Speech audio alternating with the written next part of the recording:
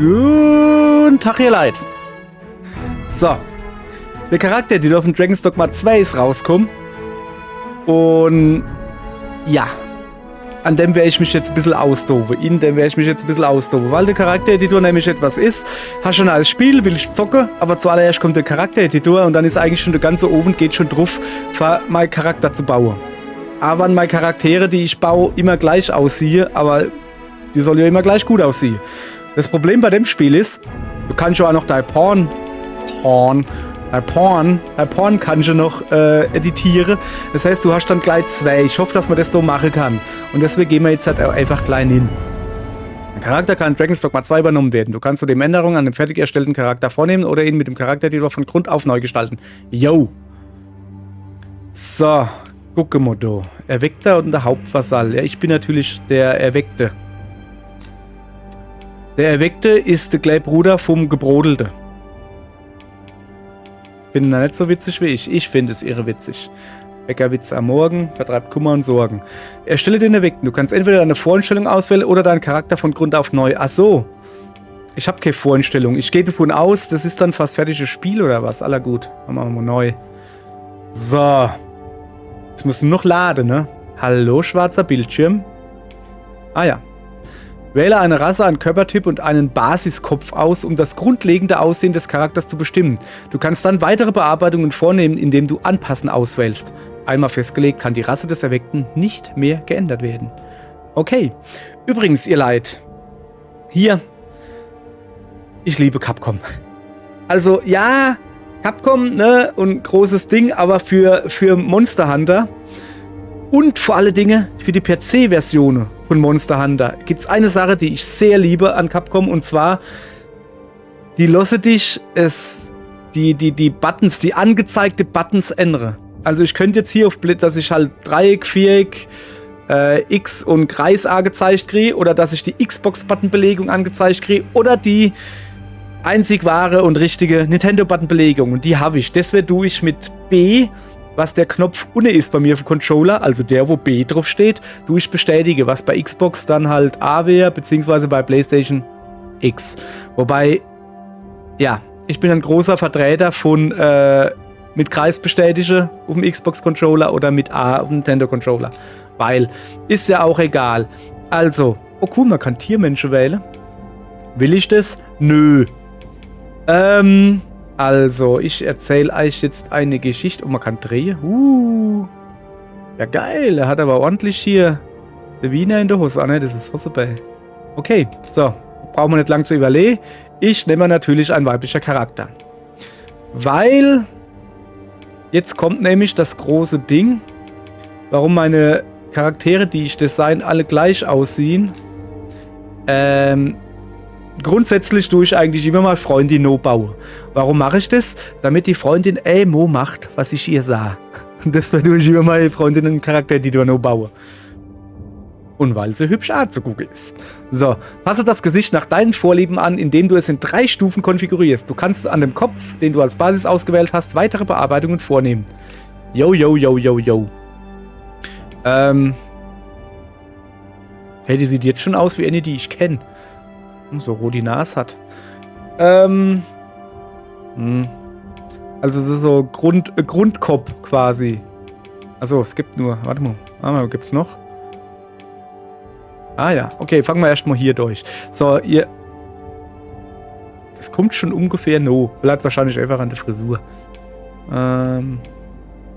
Also meine Freundin hat eine Nase.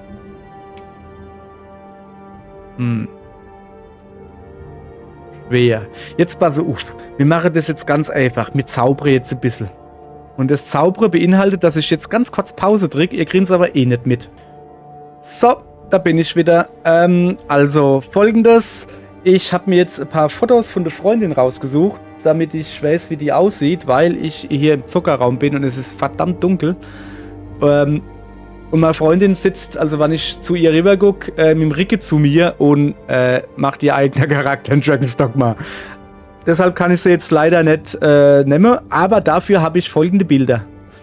Einmal mit Kaputski und einmal ohne Kaputski, dafür mit Motorradski. So, das ist so, das. So, wo ich jetzt halt probiere, mich daran zu orientieren. Die Kaputs müssen eigentlich wegdenken. Also, die, wenn man hier nicht so schön hinkriegt. Wobei, wenn so kaputt gäbe, würde ich wieder so eine aufziehen. Die ist schon ziemlich cool. Also, wie sieht meine Freundin aus? Ungefähr so. Ich hätte sie vielleicht so ein bisschen von der Seite nehmen sollen. Also, das so kommt vielleicht noch am ehesten. Oh, die Nase ist aber ziemlich spitz. Doch keine so spitze Nase. Nun ja. Ich werde vielleicht die ein oder andere physische Erweiterung an ihr vornehmen.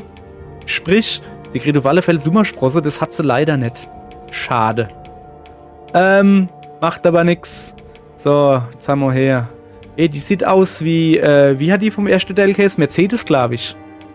So irgendwie. Ist es mir, hat die Backe. Hohoho, die Wangenknochen. Okay. Okay. Ja, im Moment geht es so erst einmal nur um den Basiskopf. Sozusagen. Also, wo so ungefähr die Gesichtsform passt, weil ich nämlich, wie ich ist das ne? Charaktereditore kenne. Nee, so alt ist meine Freundin dann doch nicht. Okay, dann, also von Seite 5 halten wir uns schon mal fern. Ich bin immer noch für die da. So grundsätzlich, aber eigentlich auch nicht. Dann aber wieder für die da. Oh, die hat leichter Silberblick. Das, wo sie blaue Augen hat. Okay, weiß nicht. Muss man noch nie mal gucken. Irgendwie nicht, ne? So, aber das gefällt mir auch die Nase nicht. Das ist so irgendwie...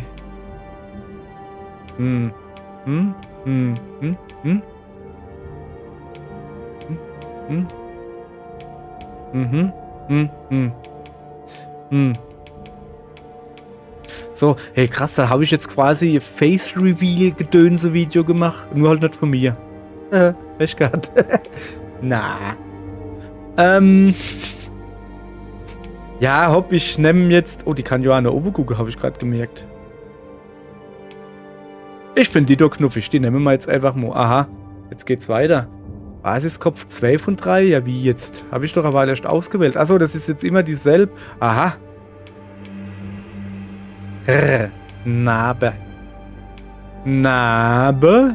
Wieso hat dann die so komische Ohren, du? Was geht mit der ab? Die hat also in der Schule nicht aufgepasst und ist immer so an die Ohren gezogen worden. Ja. Ja, keine Ahnung. Ich glaube, ich bleib einfach bei der. So. Und jetzt? Ah ja, jetzt haben wir... Hä? Ah, schmaler, mehr... Sag ich mal her. Also dann wahrscheinlich eher so. Also oben rechts erst mal, ne? Das ist voll witzig irgendwie. Nur der Unterschied, keine Ahnung. Ein wenig schmaler. Naja. Ich bin immer noch Halt, die da will ich. Na, sag mal, haben die alle Silberblick hier? Was ist dann da los?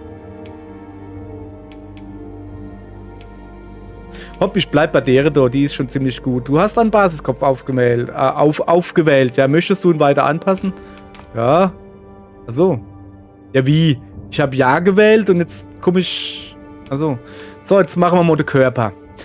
Körpergröße 1,60. Ah, das passt schon mal, ne? Rumpflänge. What the fuck? Moment ist bei minus 18. Ui, okay, ich verstehe. Jesus, ne. Okay, ja, ich glaube minus 18. Okay, warte mal. So ungefähr finde ich das gut. So. Muskelstil, Typ 23. Ich habe gar nicht gewusst, dass man so viel Muskeln haben kann. Und ihr gewusst, dass man über 22 Muskeln haben kann. Was ist denn da? Ach so, Nee. Also, pass auf, Acht. Ich sage euch nämlich, wie es ist, ihr Leid. Das Wichtigste, also mit das Wichtigste an einer Frau ist, dass wenn du den Kopf auf den Bauch legst, dass dann nicht die Ohren wehtun. Das ist quasi das Wichtigste mit. Das heißt... Keine Ahnung. Nee. Muss halt so... Okay, wie viel gibt's dann? Yeah. Moment, wir machen mal von hinten. 40. Okay. Das sieht doch ziemlich normal aus. So. Hopp, nimm mal Typ 40. Muskelkraft, zeig mal her. Also meine Freundin kann mich hochheben im Schwimmbad. Hä? Was ist denn da Muskelkraft? Was wird denn da gemuschelt? Bin mir nicht ganz sicher. Hä? Ist vielleicht das Kreuz oder was? Hat sie jetzt ein breiteres Kreuz? Hä, da ändert sich doch gar nichts. Ach, das ist so generell. Also so ohne... Gibt es da irgendwie so eine Erklärung? Beleuchtung. Was ist dann Beleuchtung?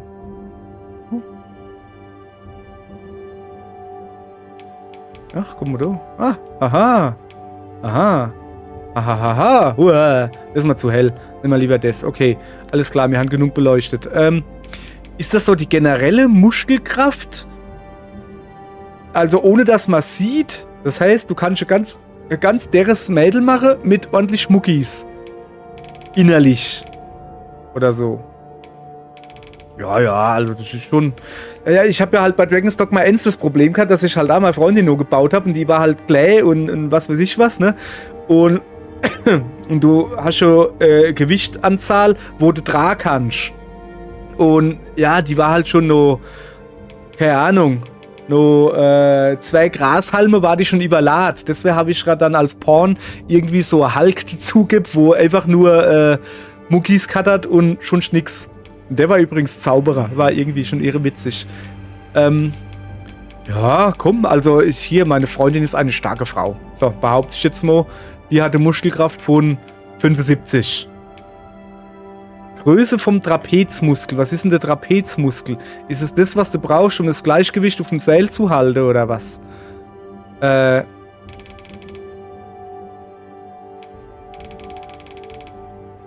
die mich veräppeln? Ich sehe da null Unterschied. Moment mal.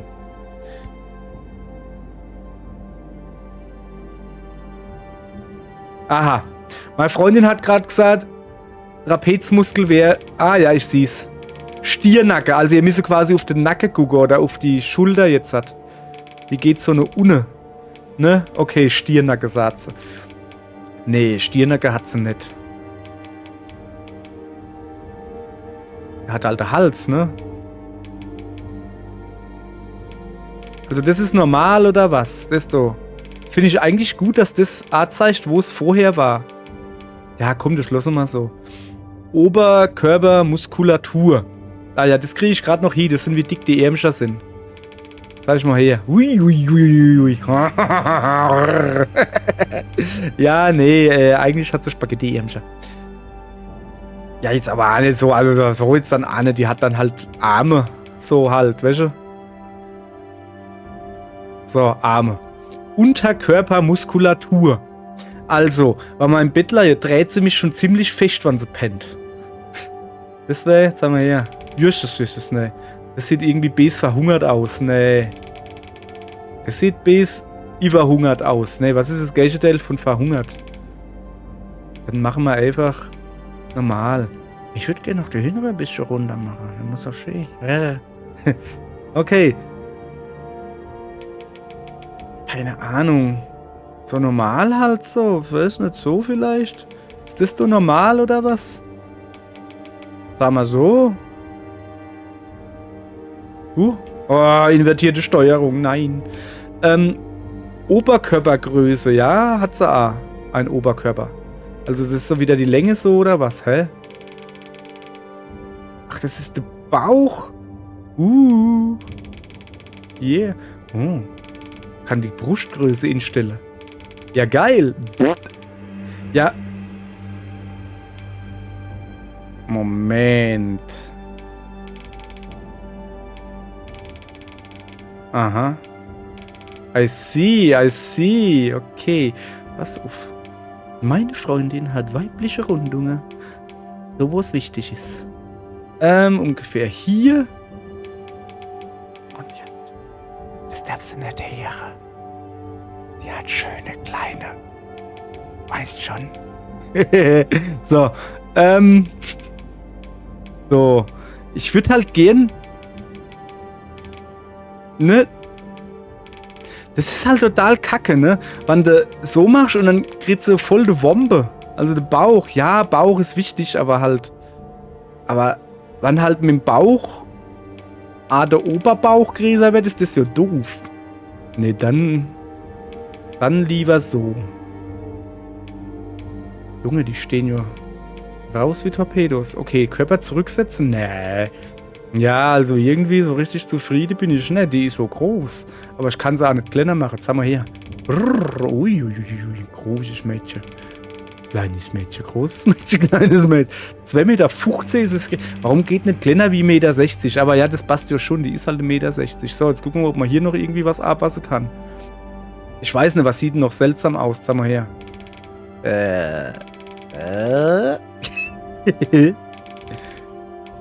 Weiß nicht. Keine Ahnung. Eigentlich ist es so kackegal, weil am Schluss rennt sie die ganze Zeit in Richtung rum. Also wahrscheinlich nur die ersten 2 Stunden oder so. Keine Ahnung.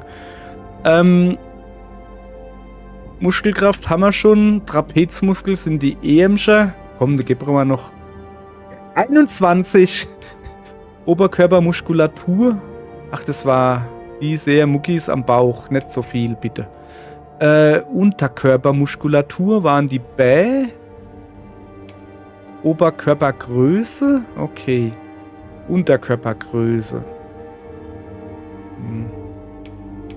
Dann machen wir so. So ungefähr. Ich weiß nicht. Also irgendwie bin ich da jetzt. Komm, wir drehen wir noch ein bisschen das Licht. Zoomen kann man. Hui. Wie dreht man nochmal das Licht? So rum, gell? Gut. Zeig mal her. Ach, du siehst die Narbe auf dem Bauch. Okay. Ah, hopp, komm. Das passt halt schon so. Das ist schon in Ordnung. So. Okay, das haben wir gemacht. Wie komme ich jetzt hier raus? Bestätigen mit B. B ist B. Achso. Achso. Abschließen mit Stadt. Okay, ich habe abgeschlossen. Ist weiblich Mensch. Was gibt's denn so alles? Achso, nee. Ist schon in Ordnung. Körperhammer, Basis, Kopfhammer. Detaillierte Anpassung. Aha. Jetzt wird's interessant. Achso, das haben wir schon. Ah, nee. Da fehlt noch. Ach, guck mal da. Der Körperhammer und der Kopfhammer. Jesus, nee. Größe Kopf, Länge Kopf, Breite Kopf, Tiefe Kopf, Höhe Gesicht. Jawohl, ja. Warte mal. Komm mal da runter und zoomen wir mal da hin. Komm her, zeig mal den Kopf. Hallöchen Kopf. Die Größe vom Kopf ist auf -C. Jetzt hat sie ganz kleiner Kopf. Richtig schnell. Ja, ich glaube, das ist schon. Das ist irgendwie zu klein. Ja, ich glaube, so Kopf ist schon. Hey, du hast Capcom mitgedenkt. Guck mal, du siehst ja noch an den Zahlen, wann sie gelb sind, ist es. Also weiß ist die Zahl, die es hatte, bevor du es verstellt hast. Okay. Die Länge vom Kopf, die passt. Ah, die Breite passt. Die Tiefe. Flachbirnen. Und hier haben wir fast Conehead, kannst du da bauen. Nee, das ist schon alles so in Ordnung gewesen, sag ich mal. Also irgendwie, ich bin doch nicht so ganz zufrieden. Also irgendwie. Na, aber als ob ich Gesichtsformen erkennen könnte, welche? Abschließen, so. Moment, wir waren nur beim Kopf, ne? Brusthöhe. Schulterbreite, alter Falter, hey, Capcom, was geht ab? Ja, Schulter, ja, keine Ahnung, passt. Schultergröße? Jesus, ne. Brustdicke. Was zur Hölle? Lass mal ein bisschen rumstellen. Hä? Ja, nee. Was zur Hölle? Ach, das ist so der Brustkorb, so mit dem Rippegedönse, du. Nee, das ist ja irgendwie doof, oder? Zum Rippegedönse? Nee, es ist schon. Keine Ahnung, ich lasse das mal so, wie es war. Na, wie sieht denn das aus? Wie aufgedunsener Brustkorb? Nee, das ist schon in Ordnung. Brustgröße? Ah, jetzt so mal hier. Guck mal erst mal. Aha. Okay, jetzt die andere Richtung. Oha. So. Ah ja, dann natürlich volle Möhre. Zip. So muss das sein.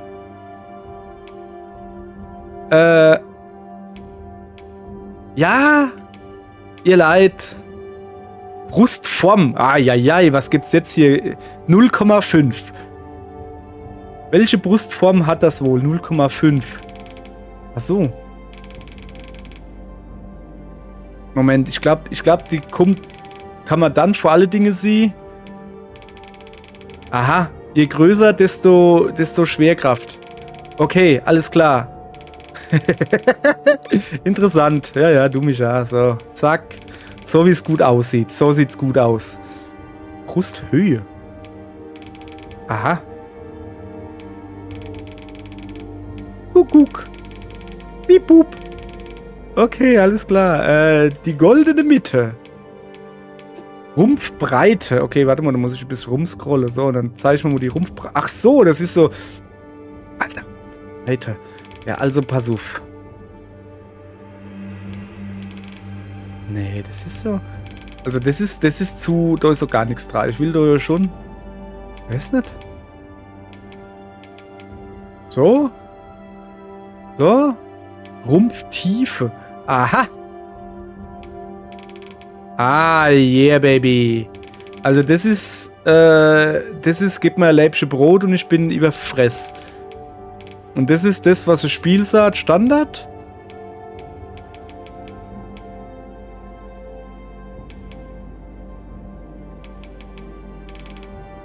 Ach, guck mal, da ändert sich auch der Ricke. Aber hier in der Einstellung ändert sich irgendwie gar nichts so.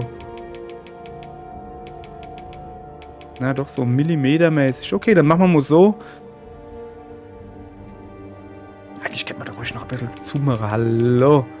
Die soll ja nicht verhungert aussehen. Die soll ja schon Armlänge. Da lasse ich die Finger weg.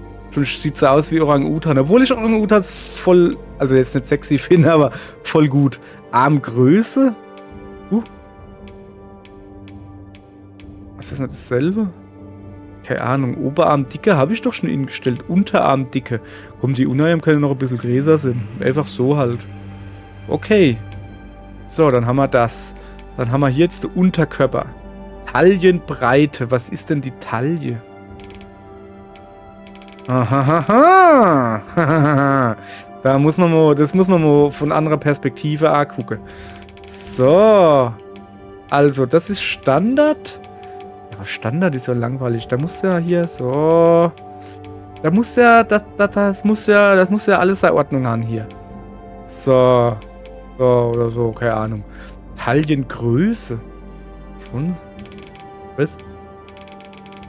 Das ist schon wieder, wo sich nichts ändert. Ach so. Oh. Ach so. Ich dachte, das haben wir doch schon gehabt beim Bau. Oh, guck mal. Ah. Da geht hin und vorne noch ein bisschen mit. Jawohl, ja. Komm mal her. Guck mal her, Mädchen. So. Dann lass da mal ordentlich was. Lass mal da ordentlich. So. Aber im Moment tut sie gerade ein bisschen.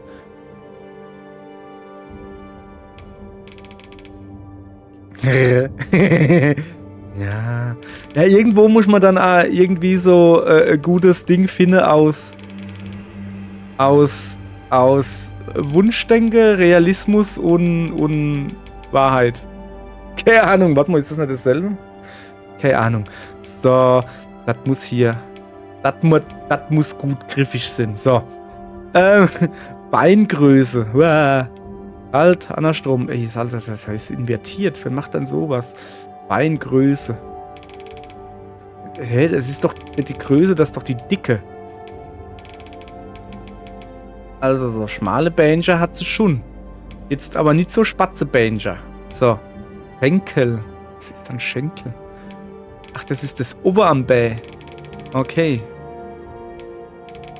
Ist das ne? Ja, sorry, aber wo Anatomie in der Schule durchgenommen wurde, da habe ich gerade nicht aufgepasst. Baden. Ach, das sind hinten so die Haxe, das ist das unterm Knie. Unterm Knie und überm Fuß. Sahen's doch einfach. Ja, keine Ahnung. Weiß nicht, so vielleicht? Okay. Körperhaltung. Ah ja, jetzt muss ich ein bisschen rauszoomen. So. Bewegungsstil. Ist das wie schnell das läuft oder was?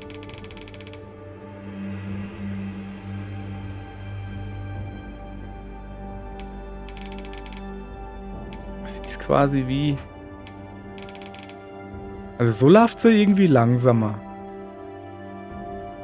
Und ziemlich grad irgendwie, also so.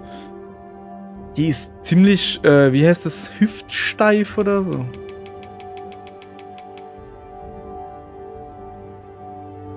Weiß nicht.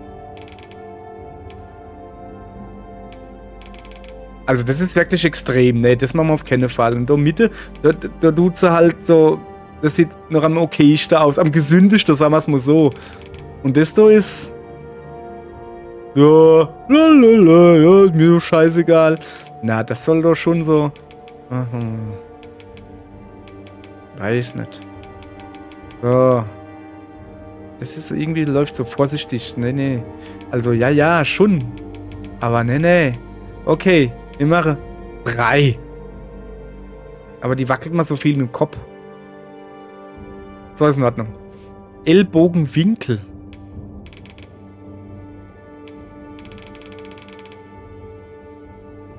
Ah, okay. Ich sehe das Problem.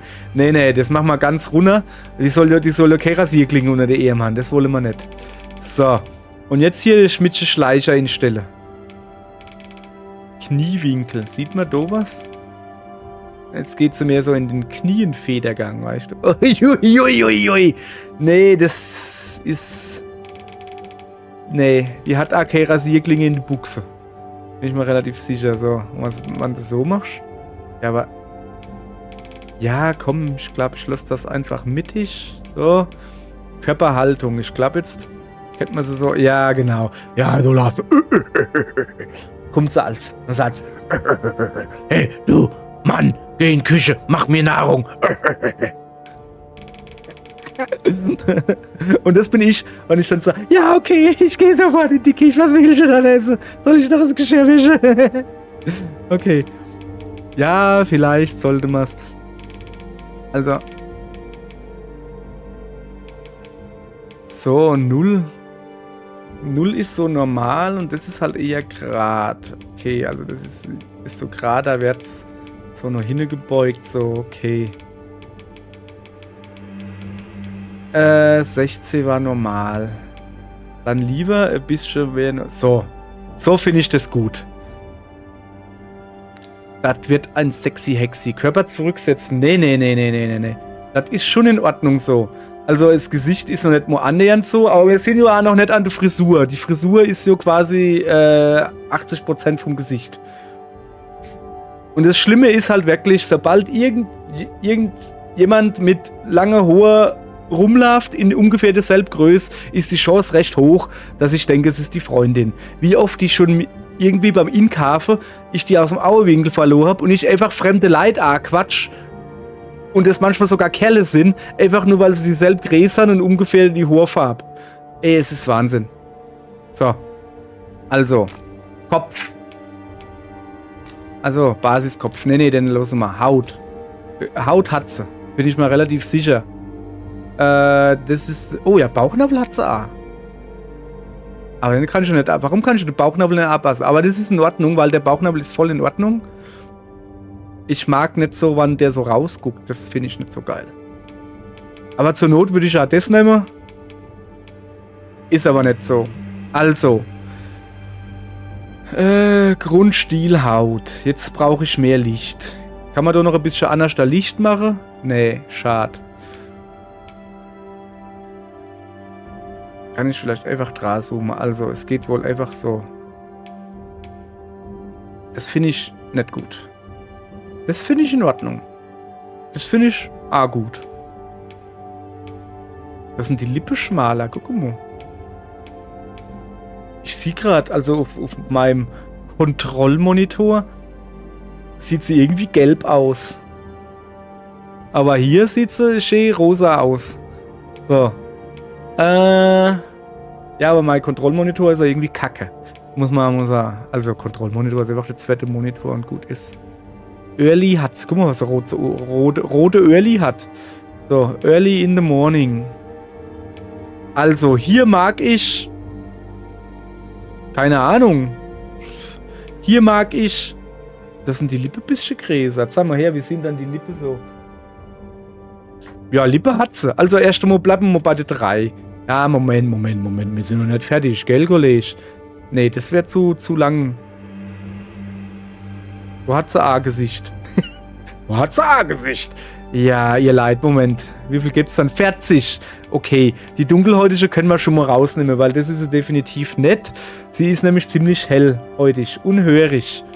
Also hellhörig. Hörig ist sie mal nicht, schade. Alt ist sie auch nicht. Also faltig, dann könnte man das auch schon mal rausnehmen. Das sieht eigentlich auch noch gut aus, so. So normal halt. Ja, geil. Bisschen blasse Backe irgendwie. Guck mal, die Backe sind weißer wie das drumherum. Wie geht denn das? Aber nur die linke Backe, ne? Die rechte Backe geht. Ich finde, es sieht okay aus.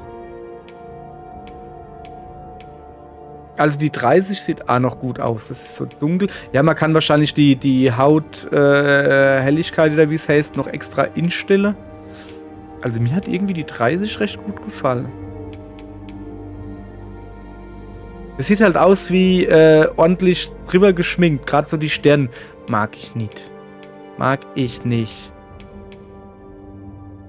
Guck mal, da lacht sie. Also die. So. So.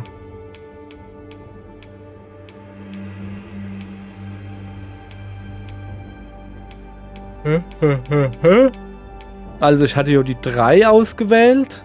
Guck mal, du Backer. Ui, das ist alles weiß. Ja, okay, nee, dann nehmen wir mal einfach die 30 und gut ist. Da muss ich nur gucken, dass der linke Backe noch ein bisschen anders da aussieht, aber das ist schon in Ordnung so. Zack. Da guck, Hautfarbe. Hab ich doch gewusst, also sie ist schon ziemlich nicht grün und nicht blau. Alter, blau? Das ist immer krass. Aber so blau ist die gar nicht. Ah, ach, guck mal, da auf der linken Seite siehst du dann die Backefarbe. Okay. So. Gibt's da weiß-rosa? Ach, komm her, du. Das ist ziemlich blasslich.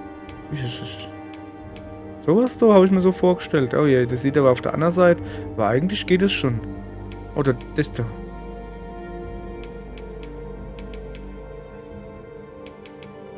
Also die 15 finde ich bisher recht gut. Ich gucke mal halt nur die Linksseite an, ne? Weil, also die von ihr aus gesehen Rechtsseite. Weil das sieht ja, das ist ja schlimm. Was ist dann da passiert, hey? Haben sie da die Haut abgeschabt oder was?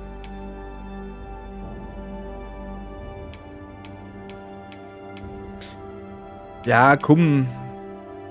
Guck, da lacht sie. Wann ich das auswähle, hat sie gelacht. Also nehmen wir mal das. Falte? Wo hat sie dann Falte? Ah ja, um den Mund und so.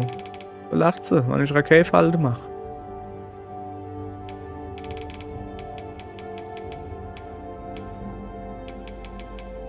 So? Nee. So? Uah. Wo sind denn da die Falte? Ist jetzt dumm? Ist das um den Mund oder was? Ich weiß nicht, ich sehe doch nichts. Also das ist so das Standarddingens, was drin war. Keine Ahnung, lassen wir einfach. Glanzhaut. Glanz ist so der lateinische Ausdruck. Ihr wollt nicht wissen, was Glanz der lateinische Ausdruck ist. Also mit S. So. Ach du Scheiße. Aber auch hier wieder. Ist nur die Rechtsseite. Okay, dann machen wir das einfach so. Die glänzt mal schon ein bisschen arisch. Also hier so, so schwitze tut sie dann auch nicht. Höchstens, wenn sie mich natürlich sieht. In meiner volle Pracht. Dann darf die natürlich in Wallung und in Schwitze kommen. So. Augenbraue. Ja, Augenbraue hat's. Zeig mal her. Ah, da war ich natürlich jetzt dumm genug und hab, als ich rosa Balge übers Gesicht gemacht habe, übers Bild, die Augenbraue zugebappt. Macht aber nichts. Also ich bin mir ziemlich sicher, dass er Augenbraue hat. Warte mal. Beleuchtung. Da kann ich wieder beleuchten, gell? Hahaha. Gucke. So, Augenbraue. Jetzt kann ich mal... Was geht denn ab? Oh, Scheiße. Nee. Ja, so positiv ist er an. Das war schon eigentlich ziemlich okay, oder? Der Abstand von der Augenbraue. Ja, die braucht natürlich eine Monobraue. Ja, und das? Sieht aus, als könnte sich die Augenbraue nicht leiden und wolle so weit wie möglich voneinander entfernt wohnen. Nee, das lassen wir einfach, wie es war. Ich finde die Augenbraue auch in Ordnung. Jetzt geh doch rüber, du Naftel. tiefe Augenbrauen gesamt. Gut. Uiuiui. Das ist so wie wenn das Vordach zu weit rüber gezogen ist. Nee. Ich finde die so ungefähr in Ordnung, oder? Bin ich schon nett? Ja. Die Augenfarbe muss dringend noch geändert werden. Tiefe Augenbrauen inne. Ach so. Jetzt kann ich es noch. Heuschwäche, was? Die waren schon in Ordnung, so wie sie waren. Die lassen wir einfach, wie sie waren und dann ist gut. Guck mal her. So. Und dann setzen wir das da wieder so. Das da lassen wir. Winkel von der Augenbraue. Ui. Oh. So guckt sie, als wenn ich irgendwas erkläre, wie ich denke, dass es ist. Und dann ist es eher so der Blick. Und wenn ich dann sage, nee, es ist nämlich wirklich so. Und dann... ja. Alles klar. Die Krümmung von der Augenbraue. Zeig mal rüber. Jö, sieht so aus wie Mr. Spock. Das lassen wir einfach alles, wie es ist. So, was haben wir dann schon noch? Augen. Ja, Augen hat sie auch. Die Höhe von der Aue. Also sie hat zumindest mal nicht so Schlafzimmerblick drauf. Jesus, ne? Vor allen Dingen hat sie auch nicht so riesige Aue, fällt mir gerade auf. Wieso hat dann die so riesige Aue? Ich kann nicht immer gucken. Zum Glück weiß ich noch die Augenfarbe. So, das lassen wir einfach, wie es war. Aber die breite Aue... Ach du Scheiße. Na, das ist schon in Ordnung so. Tiefe Augen. Im Ernst jetzt? Kann ich dann so die Augen rausgucken lassen so? Tatsächlich. Fokussieren? Nicht fokussieren. Also, keine Ahnung. Ich will jetzt aber ahnen, dass sie so... So vielleicht? Dass es halt gut aussieht. Welche? Größe von der Aue. Ah ja. Hallo. Okay. Ja, keine Ahnung. Was interessiert mich die Aue? Ich will eigentlich... Wo ist denn jetzt das Ding ins Gewässt? So. Ich will Winkel von der Aue. Jesus, ne. Ich will eigentlich einfach nur, dass die komische Aulieder da so kleiner sind. Geht das irgendwie? Linkes. Was linkes? Jesus. Schmeißt du mal Pets out zu? Ein Mosszeichen.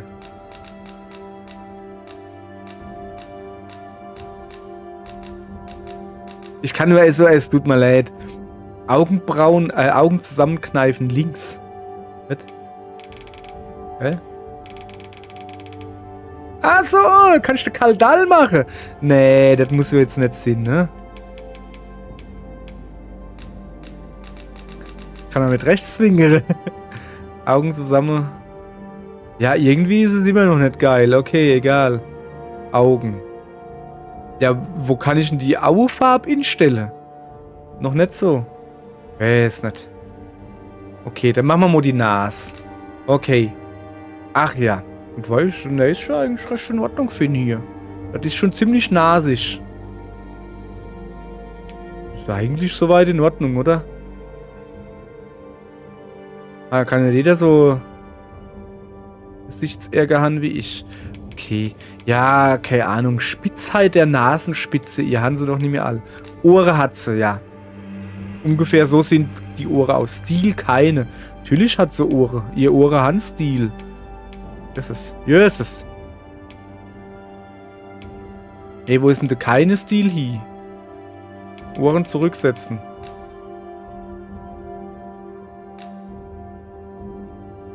Also einfach alles so lassen, wie es ist. Ja, passt so. Ich finde, die Ohren sind in Ordnung. Die sehen halt Ohrli aus. Wangen. Wangen sind die Backe, gell? Ah ja, okay.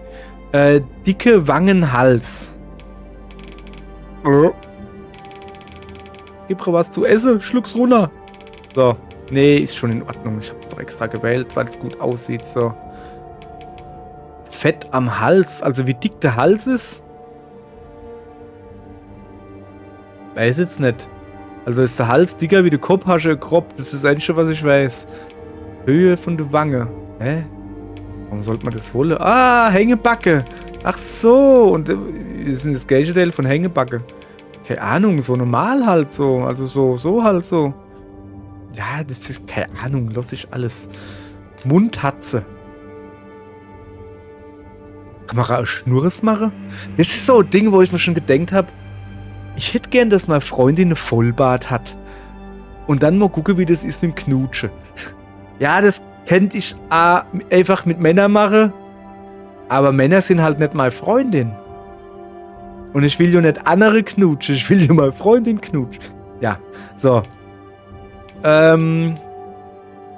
Überstand Mund. Ist das so der Überbiss oder was? Ah, du kannst dir Schnude machen. Schnude. Nee, die braucht keine Schnude. Bei mir braucht man keine Schnude zu ziehen. Das ist schon in Ordnung. Breite vom Mund, ja, passt doch. Ah, Lippendicke, alles in Ordnung. Position Unterlippe. Hä? Mir rennt immer ins Maul. Mir nicht. Ja, der Witz hat mir schon mal Vater erzählt. Komm mal her. Ich weiß nicht, wie ist dann...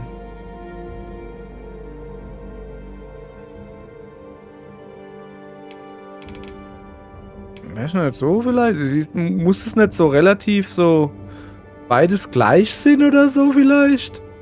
Ich weiß es nicht. Komm, ich guck mal. Ich weiß nicht, eigentlich sieht das doch in meinen Augen gut aus. Guck mal, da lacht sie wieder. Irgendwie, wenn ich als was ändern, manchmal tut sie so lache. Und dann denke ich so, ja, okay, dann will sie das wohl. Also die Computerfrau. Aber dann lassen wir das so. Kiefer und Kinn. Zeig mal her. Okay, ich guck gerade jetzt so rechts hier. Ja, Kiefer und Kinn kommt ungefähr hin.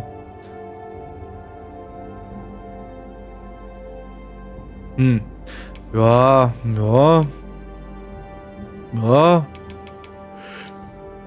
Ja, weiß doch so. Okay.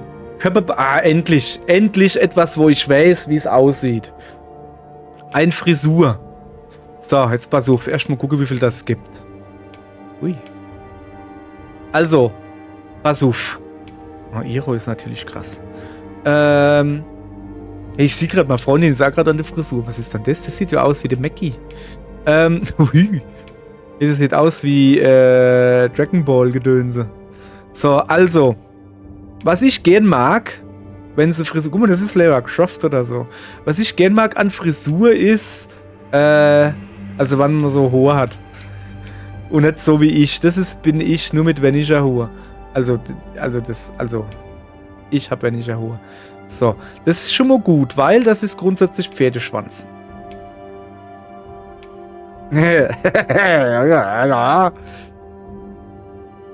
Ja, Ahor. Das ist ein Ahor. Auch Haare. Das ist so typisches Männer erkläre Frisur. Ja, manchmal bin ich doch irgendwie ein bisschen männlicher als gedacht. So, ja, das Frisur, das ist eine Frisur, das ist eine Frisur. Ja, wer liest besser? Ja, es ist halt eine Frisur, ne? So. Das ist eine Frisur und das ist eine Spätsur. Pam, pam, pam, pam. Pass auf. Das sind Haare. Nein, aber wir kommen in die Richtung. Nein. Na.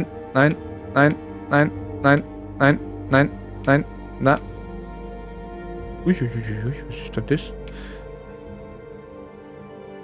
Was ist denn das für komisch? Schnüttel oder neben runterhängen, du? War das nicht das, was er gehabt hat? Ah ja doch, sieht aber gut aus. So, ja, das Ding ist halt, dass meine Freundin keine Locke hat. Ich würde gerne die Locke wegmachen. So, was ist denn das für ein Wischmuck da auf dem Kopf? So. Hä?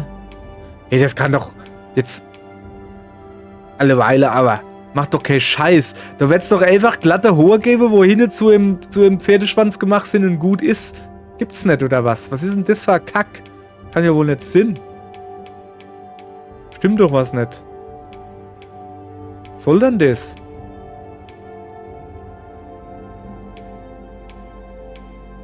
Ja, also so, ne? So, die Haare Nur hinten zusammengebunden. Kann doch nicht so schwer sein. Komm, wir loggen das mal in. Position, Glanz, Glanz, Frisur zurücksetzen. Es scheint doch wirklich nicht okay, stinknormale, glatte Haare mit Pferdeschwanz hinten zu geben. Also sowas da, aber halt nicht mit so, das ist so, also so anders da halt, ne? Was ist dann das? Wieso hat er diese so Knödelding da oben drauf? Ja, ist das was? Das ist schon fast eckig. Das sieht gut aus. Ist es aber halt nicht. So, das war der Motorradlenker, gell? Ja. Okay. Das ist Motorradlenker in kurz. Das haben sie immer 2 Schnubbel da hinten. Okay. Ich will aber nicht 2 Schnubbel, Mann. Ja, zur Not sage ich halt einfach der Freundin, ja, sorry, aber du musst da jetzt halt andere Frisur wachsen lassen, weil du passt mit zu der im Spiel.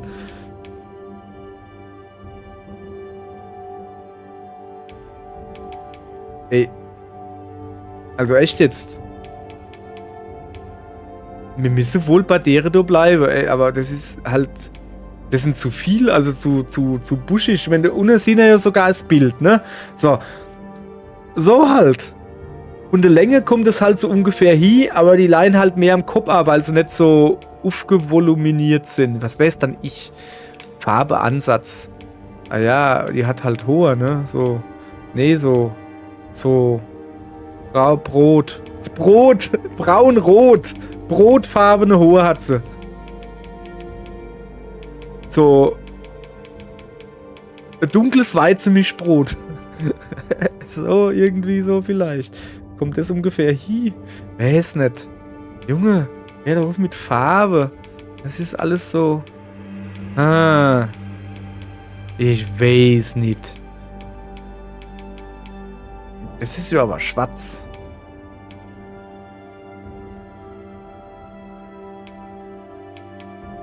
Also, es muss auf alle Fälle so rotlich. Rot-braun. Brot halt. Brotfarben, habe ich doch gesagt. Rot. Oh. Das vielleicht schon. Ja, aber nee, mehr braun.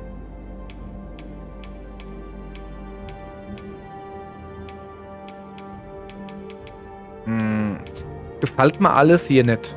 Ja, ich glaube, ich nehme das. Das ist noch so. Das passt so. Naja. Nee, so. So. Ich nehme das. Farbe von der Spitze. Ach so, die haben verschiedene Farbe. Ja, warte. 71. Also, was ist denn das für ein Kack? Warum sollte man sowas wollen? Hier, mach 71 und gut ist. Zack, so. Farbverlauf, Ansatz, Spitze. Was wird denn du von mir? Was ist so jetzt passiert? Hä?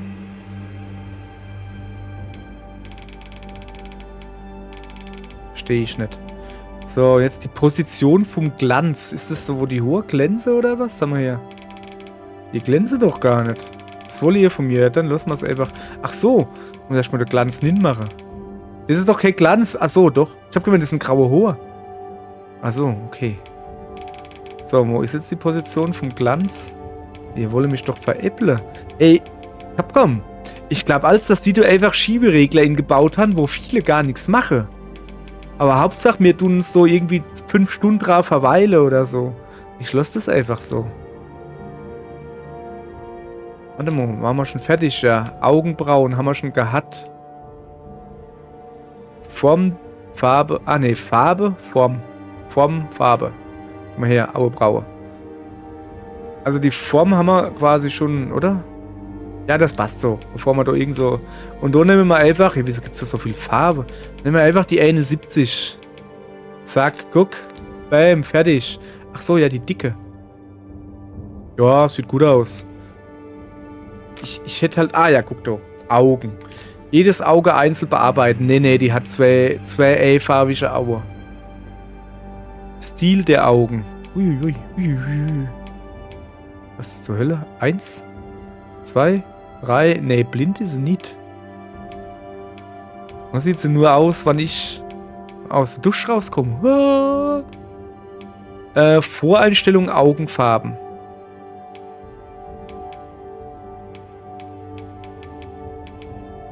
Also, das trifft schon relativ gut. Ja, okay. Auf deine Fotos sieht er das jetzt nicht, aber sie hat halt so braune Augen, wo man es dann ein bisschen dunkler ist. Und dann sieht es aus, als hätte sie riesige schwarze Pupille. So. Aber sie hätte gern grüne. Behaupte ich jetzt mal so. Größe Iris, Pupillengröße geht schon, aber sieht immer noch nicht nach der Freundin aus. Ich weiß nicht, wie man das machen kann. Wimpern, was ist denn Wimpern? Sind das die Hohe an der Aue oder was? Ah ja, das sind die Hohe an der Aue, siehste. Ich hab voll der Ahnung, ey. 1, 2, 3. Also 1 ist wenig, 2 ist viel, 3 ist schon wieder wenig. So lacht sie, wenn ich 1 mache. Okay, dann lassen wir 1. Abverlauf, Ansatz, Länge. Ja, was weiß dann ich? Dichte, keine Ahnung.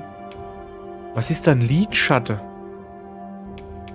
Ich kenne das, wenn ich nackig im Garten rumlaufen zoome, dann habe ich eine Lidschatten. Aber das ist, glaube ich, was anderes. Und der ist mächtig groß, kann ich euch sagen. Je nachdem, wie die Sonne steht. Und weiter Glidschatten habe ich auch. Ich weiß nicht, was Lidschatten ist. Was ist denn das? Sag mal her. Macht doch gar nichts. Wo muss ich denn da hingucken? Wir sind schon noch an der Aue, oder nicht? Ach, keine Ahnung. Ich lasse es so, wie es ist. Lidschatten. So eine Scheiße. Eyeliner hat irgendwas mit der Aue zu tun. Ach, das ist, weil sich so die Aue drumherum schwarz mole, gell? Was? Was sind denn das eigentlich für rote Bruttel da an der Aue? Kann ich mir das mal sagen? Dickkraft. Junge, da passiert gar nichts. Ach, ich lasse das einfach. Metallischer Eyeliner, Glanz. Ich habe keine Ahnung, was ihr von mir wolle. Sommersprossen, jawohl, da bin ich zu Hause. Was haben wir dann? Ja. Ui, da gibt es immer mehr. Okay, das ist zu viel. Zu viel gibt's eigentlich nicht. Das ist schon, aber halt, es soll ja dann doch ein bisschen realistisch sein. Dann machen wir es so. So finde ich gut. Farbe. Da kannst du die anpassen, okay. Die Dickkraft. Da kannst du ein bisschen blasser machen. Oh, das ist so hübsch, das will ich an. So. Oder lacht sie? Sicher, wenn sie lacht, ist es gut. Wangen. Was ist Wangen? Sind das schon wieder die Backe oder was? Ach, du kannst jetzt die Backefarbe anmalen. Eieieiei. Nee. Du kannst jetzt quasi, wenn du die Backe so hast, hoch. So, und dann kannst du dann da anmalen oder was? Ja, tatsächlich, guck. Ja, ich hätte aber gern wieder so, wie es war. Also so. Das ist schon in Ordnung. Metallische Wangen. Lippen. Lippenstil habe ich doch schon. Lippenfarbe? Das sind doch keine schwarze Lippe, laber doch nicht im Suff, ey. Zähne, ja, Zähne hat sie. Ah, uiuiui. Obere Zähne. Also, was kannst du alles instellen? Ja, geil!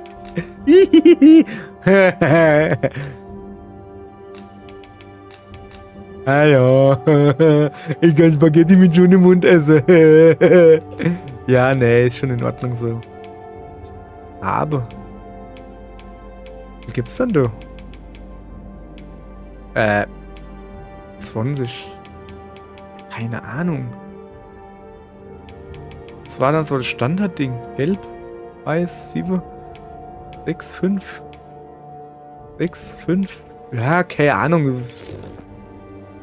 Ich mag ja 7. Also ich mag die Zahl 7. 7, 13, 21 ist eine schöne Zahl.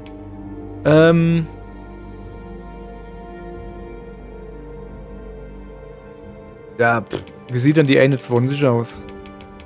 Ah, die 21 sieht gar nicht aus. Okay. Und die 13?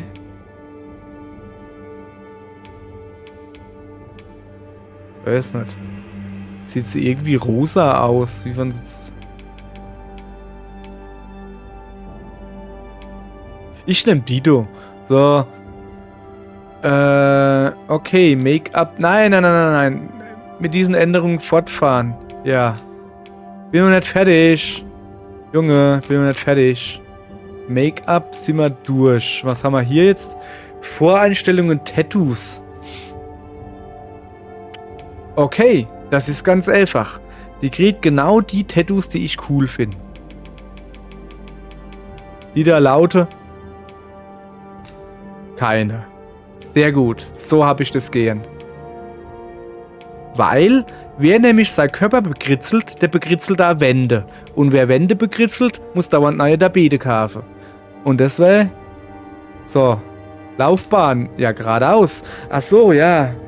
Oh, schön, man kann nur aus 4 auswählen. Das ist schon mal gut. Kämpfer stellen sich ihren Feinden im Nahkampf mit Schwert und Schild. Jetzt guck doch mal her, wenn ich zwar nicht mit dir red. Guckst dann du hin? Ach so! Guck mal, da krieg ich schon. Also irgendwie sieht die überhaupt nicht wie meine Freundin aus. Die Haare sind halt einfach falsch. Die müsste nicht so aufgeplufft sind. Kämpfer stellen sich ihren Feinden im Nahkampf mit Schwert und Schild. Ihre mächtigen Hiebe und Gegenangriffe strecken Feinde mit Leichtigkeit nieder. Okay, also Schild ist gut. Ich mag Schild. Warum hat die das Schild in der Linkshand und rechts das Schwert? Das ist doch vollkommen dumm. Egal. Was haben wir hier? Bogenschütze. Bogenschütze strecken mit dem Bogen Feinde aus der Ferne nieder. Ihre Pfeile finden schnell die Schwachpunkte des Feindes und wenden so das Blatt im Kampf. Ihr Leid, Fernkampf, ist nichts für mich. Bin ich zu dumm dazu. So. Magier nutzen ihre Stäbe, um verschiedene Zauber zu wirken. Ihre Beherrschung von Verzauberungen und Heilzaubern ist für jede Gruppe eine große Hilfe. Ah ja. Dieb. Ah ja. Das sieht schon ziemlich cool aus, muss ich ja doch sagen. Wenn die mich wenigstens jetzt mal angucken wird, guck mich doch mal an. Egal.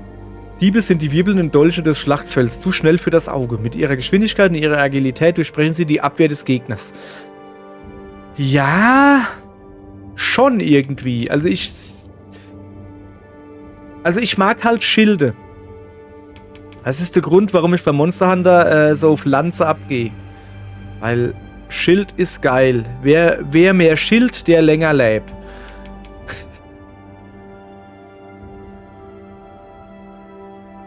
Aber das ist halt A, ne? Das ist dann L. Na.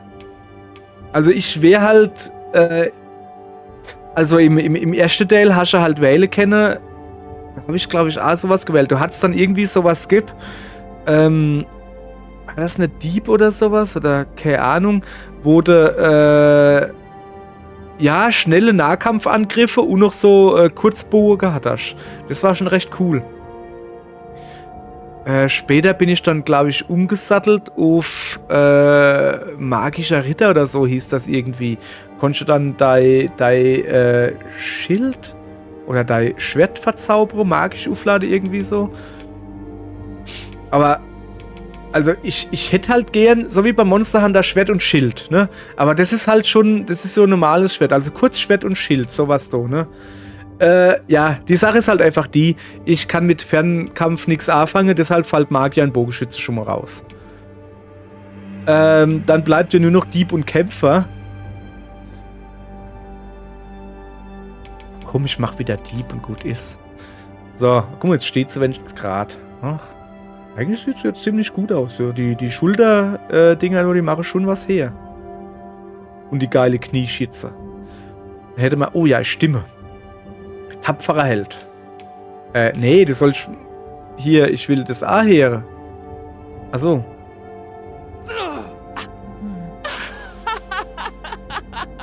Nee, zu tief. Das ist immer noch tief.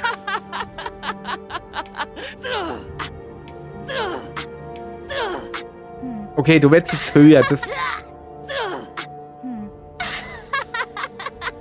Nee. Also, ich tendiere zu 4 erstmal.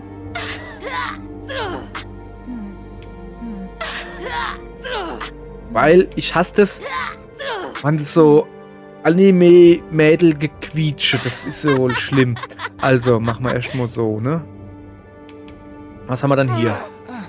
Das ist sehr tief.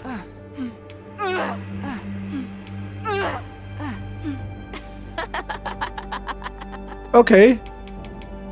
Das war schon mal gut. Uah. Nee, höher.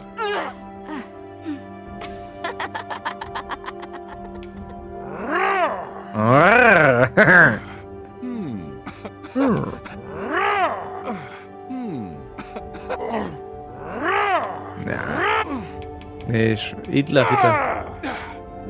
Wir machen mal 4 wieder. Nee, also das ist nix. Das da. Das könnte durchaus noch ein bisschen höher sein.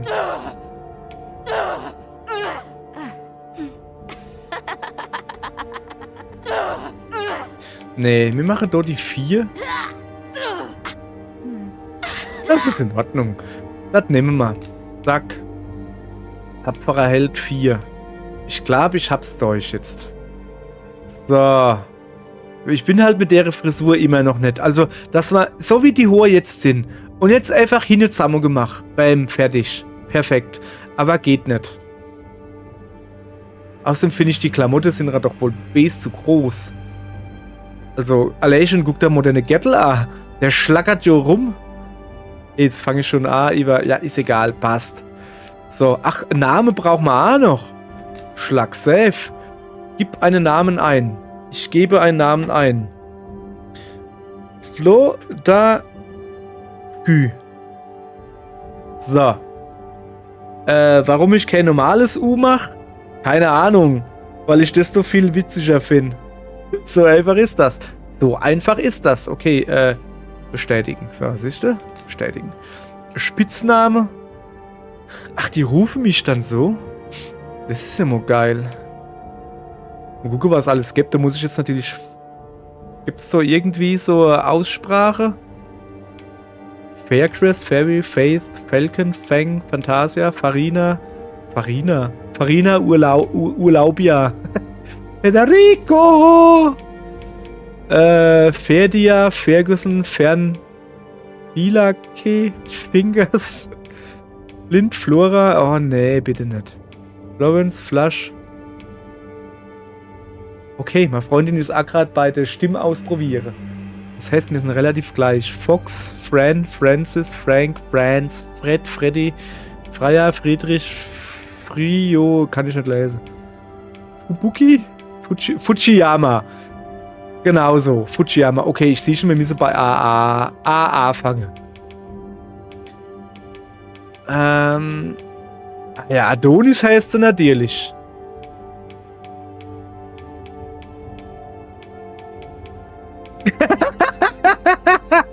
Alter!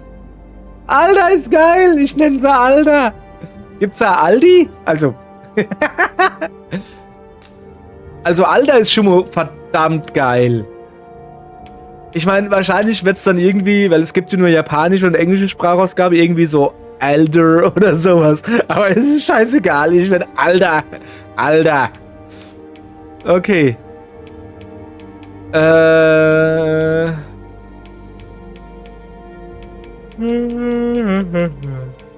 Die Anita. Applegate. Alles klar. Gibt's da irgendwie Loverboy oder sowas? Nee. Also, Alter ist schon mal ziemlich hoch im Kurs. Wir machen mal weiter. Der Ballrock. Ja, klar. Habe ich einen Feierschwanz oder was? Oder Iro. Ich sehe gerade... Ja. Ich sehe gerade den Charakter, den meine Freundin gebaut hat. Auch hier wieder muss ich sagen, ich hoffe, dass es am Charaktereditor leid oder sie hat einfach nicht probiert, mich nur zu bauen. Macht aber nichts. Becky, Ben, Benimaru. Ja, klar. Billy, Bingo, Jim. Der Jim, der Slim, der Gringo. Der Billy, der Brian, der Brian. Brian. Britney mit Doppel-T. Ronco. Okay, ich merke schon. Calicifer. Oh, geil, gibt's Lucifer? Casablanca. Ja, sorry, aber Alter. Okay. Chun-Li. Ja, klar. Klapp. Coco, Colby, Kopal, Cotton, Crocodilia. Crocodilia. Ich hätte gern. Wie hieß die nochmal in Othello. Wie hieß nochmal die? Desdemonia oder sowas irgendwie hieß die doch. Das war ein cooler Name. Krups. Ja, geil. Guck mal. Dahlia. Dahlia ist ein gutes Album von Ex-Japan. Darian, ist das nicht eine Frucht? Ne, das ist Durian, gell? Die Stinkefrucht da. Deacon, alles klar. Der Derek. Der Derek. Dalsim. Wer heißt dann so? Welcher langarmische? Dog. Don. Ja, fuck, ey. Eigentlich müsste ich Don schon fast nennen. Will ich aber nicht. Commodora. Der ist aber doof. Doofe. Dr. Wily. Ja, genau. Nennst du Dr. Wily. Dudley. Okay, es sind sehr viel Street Fighter Namen auf jeden Fall drin. Es gibt kein Dio. Das ist schlecht. Aber es gibt eine Dora. Was haben wir dann für E? Der Edmond. Der Edmondo Honda. Alles klar. Der Erkan. Gibt's da den Stefan? Nee. F war wir schon, gell? Joffrey, Chia, Jill, Jin, Gina, Ginger, Ginny, Glitch. Ja genau, ich nenne mich Glitch. Have you seen a Glitch? Glitch's Hand in Packs. Hand in Packs, sicher. Ich fange schon an zu stottern. Ja, klar. Gurki. Der Gurki nehmen wir nicht. Das ist ein geiler Name. Der Guri. Guy, Gwen, okay. Was haben wir dann noch? So viel kann ich da.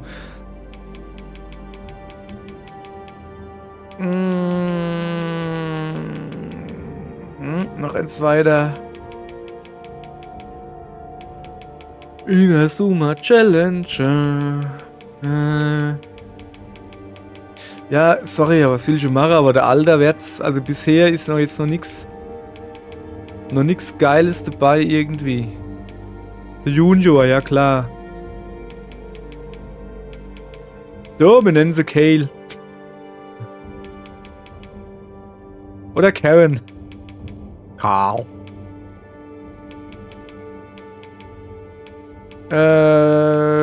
Keaton, Cairo. Na, ich nenne sie Cairo. Kevin King Kirk. Ob es wohl eine Chantal gibt? Lady Larry Lee. Lippi. Ich nenne sie Lippi und dann kann sie sagen, da ist die Lippi, da ist die Lippi, da. Nett? Okay. Finde ich halt allein lustig. Ich bin ja Lola. Lola. Lola. Lola. Scheiße, jetzt habe ich wirklich einen Ohrwurm. Wir sind immerhin schon bei M. Wir nennen sie Mega Man, natürlich. Oder M. Bison. Mandy. Gibt gar kein Mandy. Warum gibt's kein Mandy? Mandy. Gibt's Mandy? L. Ne, gibt kein Mandy. Milo, Mindy, Missile. Ja klar. Missile. Momo. Morgana, Morgan, jawohl. Sind wir jetzt auch schon bei Darkstalkers angelangt. Ne, nicht M, sondern N. Auch N gibt's aber nicht viel. Was? Notchka. Kann ich nicht aussprechen. Die Odette. Ach, ich hab gehört, aber das heißt Opel. Orion, Osborn, Oscar, Othello. Oh, Othello ist natürlich cool. Otto. Oi. Oi. Alter, oi, ist ja wohl geil. Oi. Ja, geil. Gibt's da OI? Ne, aber ONI gibt's. Okay, also bisher ist ziemlich hoch im Kurs Alter und Oi. Oi, Alter. Was haben wir dann? Paul? Philipp? Der Pickel? Der Pilou? Der Pixie? Princess? So viel gibt's gar nicht. Was für Pupse? Pupu-C. Du bist so Pupu-C. Q. Nee, warte mal. Q ist auch Street Fighter Charakter aus Street Fighter 3. Ja. War der Typ im Mandel. Ah, der Typ im Mandel. Oh, Q gibt's nicht viel. Ah, ja. Rachel. Raffe. Ralph. Randolph. Raphael schon mal gar nicht. Red Reed. Rai, Repu, Ricardo, Rich, Rick, Riddle, Rico, Ricke. Ach, das Robetsche. Ah, der Rockman. Rose hätte man drin, Ruby hätte man drin, Ryu hätte man drin, Rio hätte man drin, Rio! Oder schnell sie Sabba. Sakura. Samunusuke. Samir, Semi. Wasch du weg. Oh, geil, bei W kommen und es ist kein Wasch du weg drin. Welcher war B's? Selma. Ja, klar. Seefle, kann ich nicht lesen. Shadow Shark. Bitte. Shinra? Ist Shinra nicht irgendwas von Final Fantasy 7 oder so? Keine Ahnung, habe ich auch nicht gespielt. Speedster, klar. Okay, da ist nix. Da sind wir bei T. Talia, Tain, Tanin, Taro, Tas, Test, Tef, Tef, Tatu, Tata. Dieser.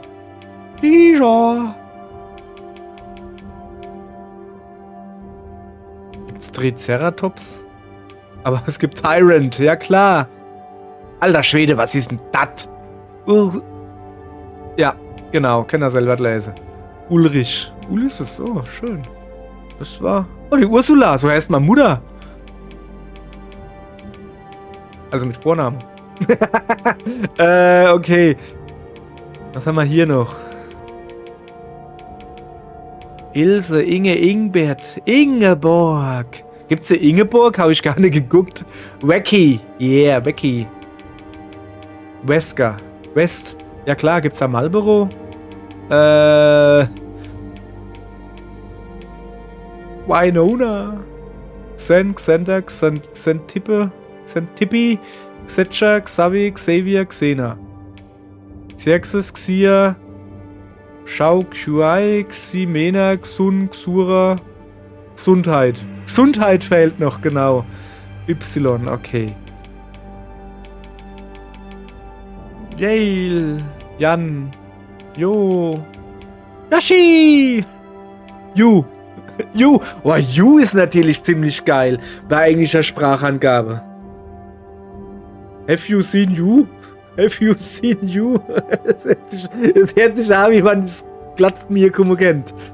Geiler Scheiß, ey. Okay. Z. Ey, warte mal. Bei W hat's kein Waschbrot gegeben. Jetzt bin ich böse. So. Zelda Rosa. Ja. Zizi.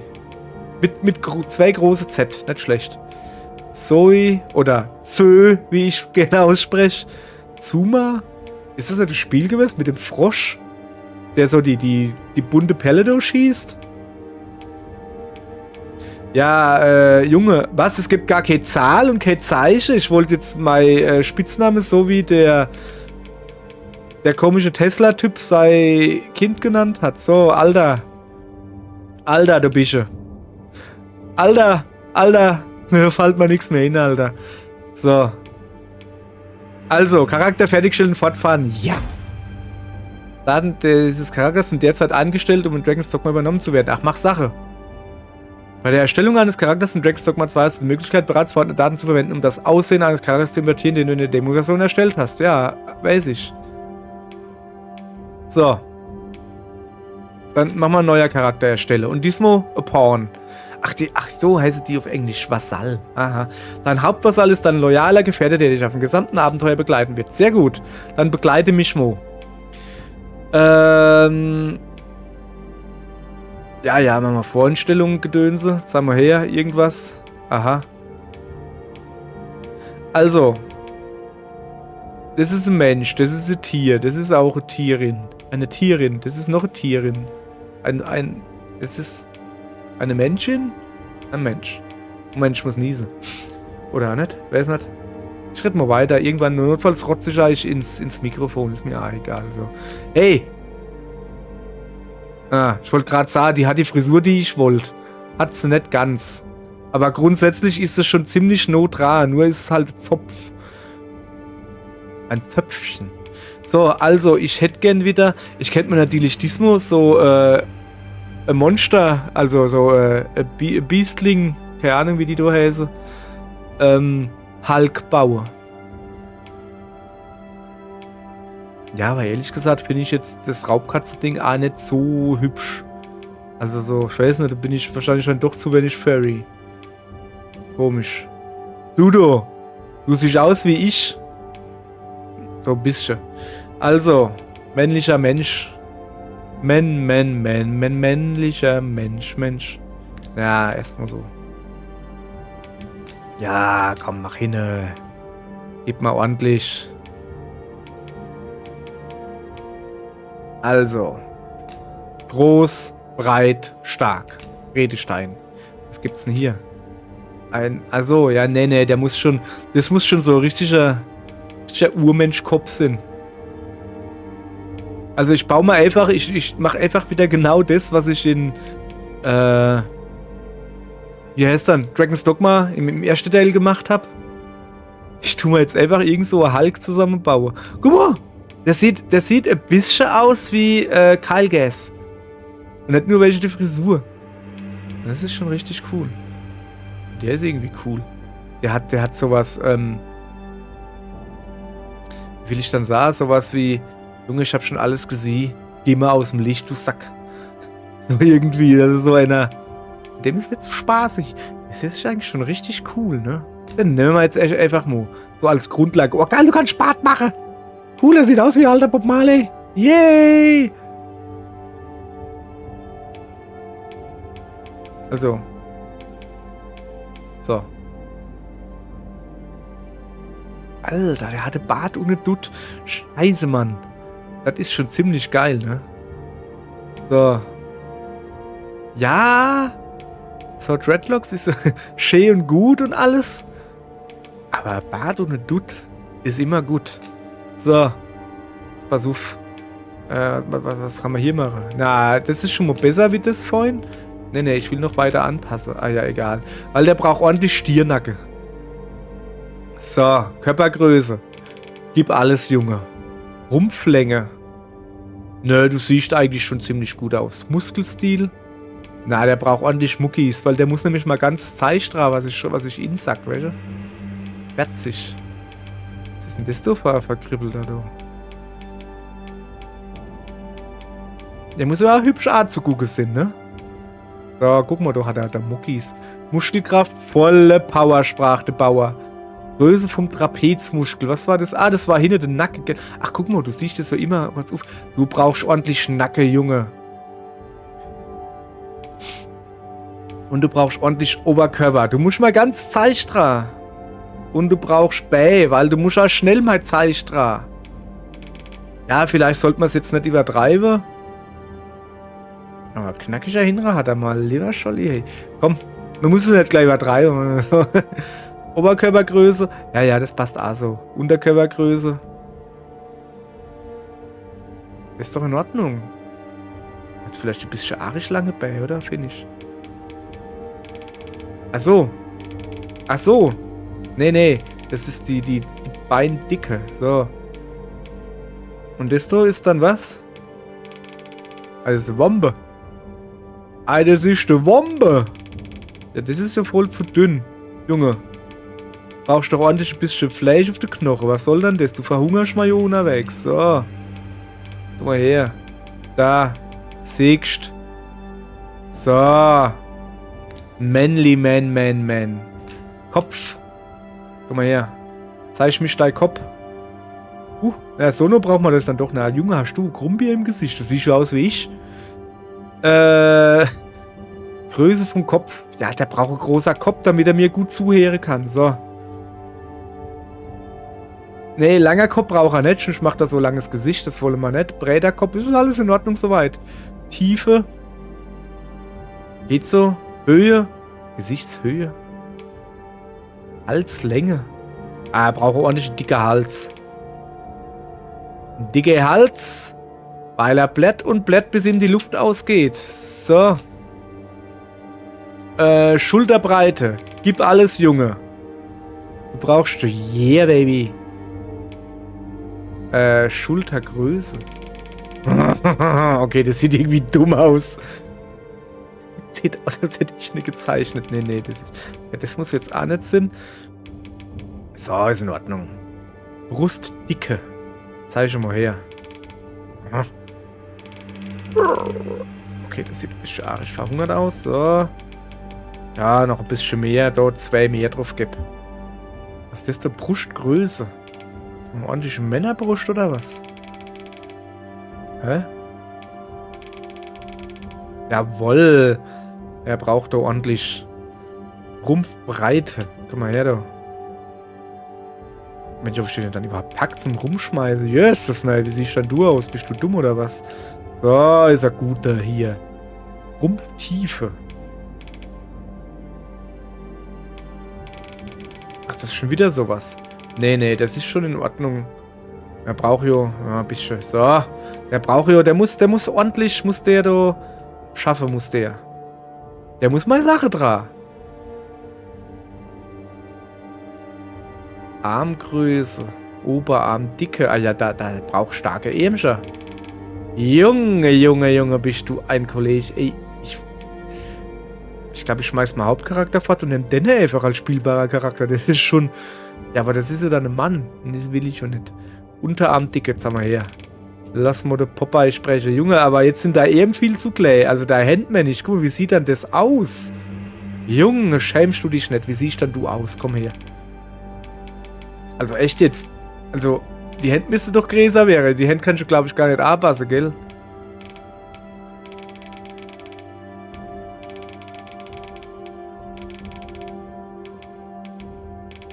Ja, dann machen wir mal 13, oder? So, guckst du. Taillenbreite, was ist das? Hab ich schon wieder vergessen. Ja, nee, also so. Ja, aber so. Ja. Taillengröße. Na? Ah. Ach, das macht da der Hintere. Sag mal, ja, der muss ja wirklich ein knackiger Hintere haben. So. Knackig, so muss das sein. Ach so, kann ich jetzt extra die Po-Größe. Nee. Der braucht schon eine schön knackiger Hintere. So. Muss es sein, ne? Ah, die Beine. Haben wir ja schon gemacht, oder? So, 220. Das passt so. Zack. Körperhaltung. Geh mal weg da. Also du kannst ruhig, guck mal her. Ein bisschen weniger der Oberkörper larvlos. Ja, das ist jetzt ein bisschen übertrieben, ne? So. Komm schon mal da rüber. Also, ja. So, Ellbogenwinkel, das war die Rasierklinge, gell? Der braucht ordentlich. Welche so ist so, das ist so nix, oder? Da tänzelt er ja wie Mädchen. Das wollen wir nicht. Der muss ordentlich schleppen. Der muss das ganze Zeug, was ich aufsammle, muss er wieder dran. So wie mein erster Porn das gemacht hat. Und dann habe ich ihn alles manchmal runtergeschmissen. Ach ja. So, Kniewinkel. Das ist, wie... Ja, komm, man muss nicht übertreiben. Körperhaltung. Das ist schon ziemlich okay. Aber der soll jetzt nicht... Nee. Das ist doch... Was sind doch hier keine Urmenschen? Und das ist hier so... Ah ja, ich habe... Also hier, heute habe ich 10 Liter Bier getrunken. Moje trinke ich noch 15. Nee, das ist schon... Das soll doch nicht rumlaufen wie so ein Urmensch, ne? Also so. Schon aufrecht gehe, aber stolz die Brust vorstrecke und sah, guck, ich hab Muckis. So. Okay, ah ja, Kopf. Kopf noch ein bisschen anpassen. Basiskopf, komm mal her. Guck mal noch ein bisschen, ob man noch... Aber ich finde den schon ziemlich cool. Der ist so richtig so... Der sagt halt... Junge, ledig dich nicht mit mir an. Oh, das sind die... Guck mal. Also der Kopf sagt, Junge, ledig dich nicht mit mir an. Und der das sagt, Junge, erzähl mir nichts über Seefahrer, ich wär's mehr wie du. Und der das sagt, echt jetzt? Okay, ich merke schon. Huch, der hat aber Ohren.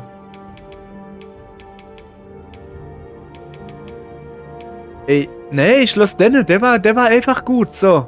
Der war einfach gut. Einfach gut. Grundstil von der Haut. Was ist denn da der Grundstil? Ja, geil. Kannst du dann die Haut grün färben? So ein bisschen. Das ist aber schon ziemlich gelblich. Oh, okay. Auch nicht schlecht. Auch nicht schlecht. Eigentlich... ist schon so ziemlich gefallen. Weißt du, jetzt bin ich schon als... lass mich mal Bart kratze hier. Als leiche, weißer, alter deutscher Mann in der Zwickmühle, ne? Weil ich sah halt... Wo ist er dann, der Standard? Das hat schon ziemlich... Ey, das ist schon ziemlich mächtig krasses Teil, ne? Also so, alles. Hat ordentlich Muckis. Sieht aus, als würde der erstmal in die Batsche, wann du mal dumm kommst. Also mir, also dem Charaktermädel, was ich gebaut habe, so, ne? So, jetzt kann ich mir natürlich vorstellen, dass irgendjemand gerannt kommt und sagt, na guck mal, das ist was der Charakter gebaut, der darf dann Dach schleppen, so. Lava kein Scheiß. Manchmal dann aber so einer baut, dann kommt so, guck wieder da. Geht mir jetzt schon auf den Sack. So. So. Ist mir egal. Ich nach das. Und dann gucken wir mal, wenn man die Haut färbt, was dann passiert. Was ist denn das da? Aber das ist... Ich hätte halt so richtig... Ich würde halt wirklich gerne Hulk bauen. Geht halt nicht. Boah, ich mag das der... Aber das lag, glaube ich, am Licht, dass der Ricke so nicht glänzt, sondern so matt aussieht. Das mag ich irgendwie. So. Das ist mein Onkel. Sag ich jetzt. Ich nenne den einfach Onkel. So, das ist der Onkel. Und der Onkel haut auf die Map, wann du mal dumm kommst. Weil das nämlich mal Onkel ist und der macht das für mich. So. Wie war denn jetzt der Standard? Das so, gell? Ich nehm das. Oh ja. Falte. Ne, der hat schon genug Falte. Das ist schon in Ordnung. Glänzen die Haut braucht man auch nicht. Da sind wir damit durch. Aber Braue. Eigentlich ist der ist halt schon ziemlich geil, so wie er ist. Ah ja, Moment, da muss man noch was machen, weil der braucht... das ist ein bisschen arisch-neutral, jetzt geht's nämlich her, Moment. So, der braucht schon Höhe... Wie heißt dann das Ding über der Aue? So, die Wulste da. Ey, der hat doch gar keine Augenbraue, sehe ich ja weil erst. Black Safe. Größe Augen, Winkelaugen. Das ist aber auch hier... Nee, das ist schon in Ordnung. Ich mag das. Der soll schon Augen zusammenkneifen. Nee, das ist schon... Nase hat er. Hey, das ist einfach alles... An dem Kerl ist einfach alles perfekt. Das darf die Freundin nicht ziehen. Ich will sie denn heiraten. Stil, Größe, wo sind wir da eigentlich gerade? Ach, die Ohren. Ja, der braucht natürlich große Ohren, weil wenn ich dem was sah, Junge, so groß dann auch nicht. Wenn ich dem halt sah, Junge, kann ich mal so Kraut aus dem Beutelchen geben? Und dann muss der sagen, ja. Und wenn ich sage, Junge, soll ich dich hochheben und ein bisschen rumdrehen? Dann soll er sagen, ja. So. Offenheit. Was ist dann die Offenheit von Ohren? Du kannst abstehende Ohren machen. Da sieht das dumm aus.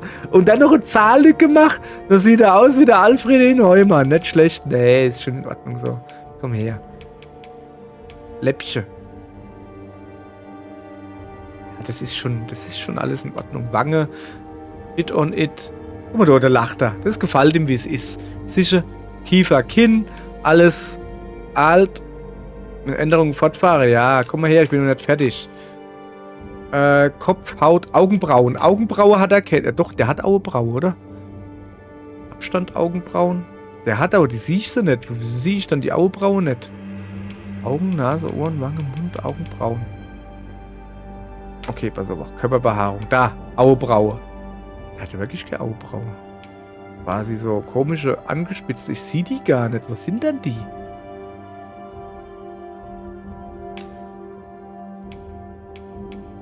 Junge, das sind doch keine Augenbrauen. Das sind graue Dinge. Der braucht ordentliche Augenbraue. Wie Mon. So. Und jetzt machen wir da eine ordentliche Farbe drin. Ach, deshalb sieht man so eine. Die müssen natürlich ein bisschen grau, aber das sehe ich die wirklich fast gar nicht. Hä? So. Das hat aber eigentlich auch so gut ausgesehen, muss ich dir doch sagen. Guck mal, lassen so. Noch dicker machen. Ja, ist das nicht. Das sieht aber dumm aus. Nee, das hat eigentlich wirklich schon verdammt cool ausgesehen. So. Bart. Jawohl, ja. Jetzt müssen wir mal den Bart gucken. Schau mal hier. Also mir gefällt der Bart, wo er hat. Der da. Ne, der ist schon ziemlich lässig. Na. Das sieht er aus wie ich. Das sieht da so ein bisschen gepflegter aus, ne? Also so. Ich finde Dennis so ein bisschen zuselig, welche so. Das ist schon. Aha. Das sieht er aus wie der Abraham Lincoln. Sieht aber auch gut aus. Ja, nee. Das sieht schon dumm aus. Hopp, mir losse den Bart, wo er hat. Der war schon ziemlich sexy. Die Farbe vom Andi. Eigentlich lass mal einfach, wie es ist. Das ist alles super. Alles super. Körperbehaarung. Ah, jawohl. Eine männliche Brust. Was ist denn da jetzt der Unterschied? Hat jetzt die Hohe auf dem Ricke oder was? Weiß gar nicht. Gibt gar keine Ricke hoher. Wie unrealistisch. Ja, wo waren wir dann? Was ist der Unterschied zwischen dem und dem? Ah, guck, da hat er. Ne, der braucht auch ordentlich Hohe auf der Arm. Der muss ja ein männlicher Mann sein. Mann, ein männlicher Mann. So, dichte Körperbehaarung, jetzt haben wir hier. Ja, nee, das muss dann auch nicht sein. Aber der muss halt schon. Der muss schon was zum Kuscheln haben. So. Und zum Kraulen. Zum Zwiebeln. So, guti. Make-up. Aue. Das ist nicht der Aue. Das sind der Aue. Guck mal her. Das ist schon eine ziemlich krasse Augenfarbe. Wieso habe ich die nicht gefunden? Sag mal her. Stilaugen. Und da jetzt wieder der Unterschied. Ah ja, okay. Was hat er gehabt? Ich weiß nicht mehr. Au. Hopp. Geh doch dann hin. Augen zurücksetzen. Auf Standard zurücksetzen. So. Ach, der hat so die dünne Pupillchen gehabt. Nee, das ist ja wirklich nicht schön. So, das ist besser. Voranstellung, Augenfarben. Das lassen wir alles. Das ist schon ziemlich, guck mal, das ist ja einmal Onkel, der hat fast quasi dieselbe Auge wie mir. Er braucht nur noch ein bisschen größere Iris, weil er soll ja jetzt nicht irgendwie... Achso, Iris ist... Achso, Iris ist gar nicht die Pupille. Achso, okay. Eine Iris, die hat man selbst still geschafft wie ich. So, er soll halt schon... Yes, das nicht, soll schon kein Truffi sein, Kollege. Aber halt ein bisschen so fokussiert muss er dann auch nicht sein. So, alles klar. Wimpern, Lidschatten weiß ich bis heute nicht, was es ist. Eyeliner, ja. Sommersprosse. Ich weiß nicht, sind Sommersprosse männlich? Ja, wenn sie einen Mann hat, schon. Ja, nee, lass mal so. Liebe Zähne. Sorry, aber Mira hat so blöd grinst. Hihihi. Das habe ich nur genommen, die 6, gell? Hä? Nee, der soll schon alle Zähne haben, so. Ja, so, dass es, also so Smarties-Zäh ist dann auch irgendwie doof. Ja, nee, ich will, nein, ich bin nur noch, jetzt, lass doch hier. Tattoos.